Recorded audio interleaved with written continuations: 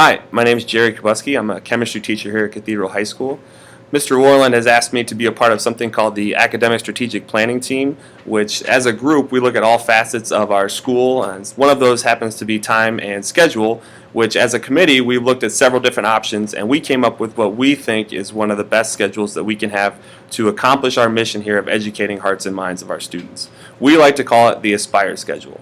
Now I know some of you have probably seen the early renderings of the Aspire schedule and maybe had talked to some people and gotten some opinions on it, but I'd like to kind of go through some of the details of our amended schedule that took teachers, parents, students, other student services, all of their thoughts and ideas into consideration, compiled them, and then created what we think is going to be something really dynamite for our kids.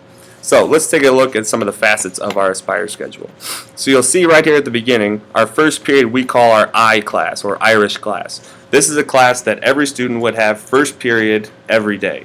It's a consistent period. That way, kids that are in, like, for the sake of argument, let's say band, that these kids that have that band class every day at the beginning of the day. That way, during marching season, they could be out during zero period marching, and it can continue on into their first period, and that way it doesn't disrupt the rest of their academic day.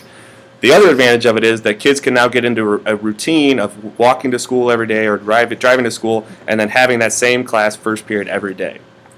From that point, after that I class, which again is just like one of your regular classes, we have 6 periods that rotate, 1, 2, 3, 4, 5, 6. So there together you have your 7 classes. Now, what about our students that want to take an 8th class? Well, what we've created inside of our Aspire period is called an 8th period. Get it? A for Aspire, 8th period.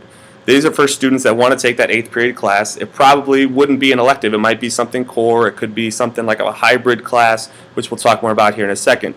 But basically, they would be allowed to go down to their lunchroom, get their lunch, and then they would take that lunch back to their class and eat lunch with their class as a part of this 8th period.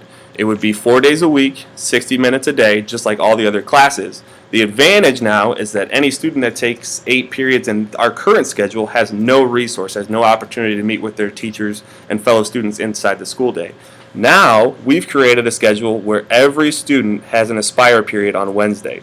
Groups can meet, clubs can meet, sports can get together. You can go get tutoring. You can get together in your groups and work on a project for a class. There's all different types of things that are available. If you want quiet study, we are going to have that available. There's all kinds of facets of this Aspire period that are going to be available to our kids. It won't just be 1,200 kids running around like chickens with their head cut off, like some people might think it is. It'll be very detailed, very organized, and it'll be really good for our kids.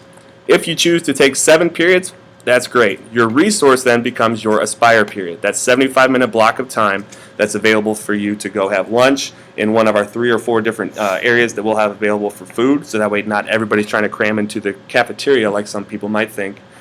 You could go meet with your teacher first, then go get food. Maybe you have lunch with your teacher.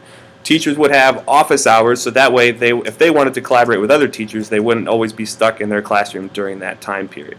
So it's an opportunity for everybody to improve as faculty and as students and as people. The biggest reason for wanting to do this is to be student-centered. In other words, we want to create a schedule that's easy for students to understand, easy for them to remember, and easy for them to get through the day with.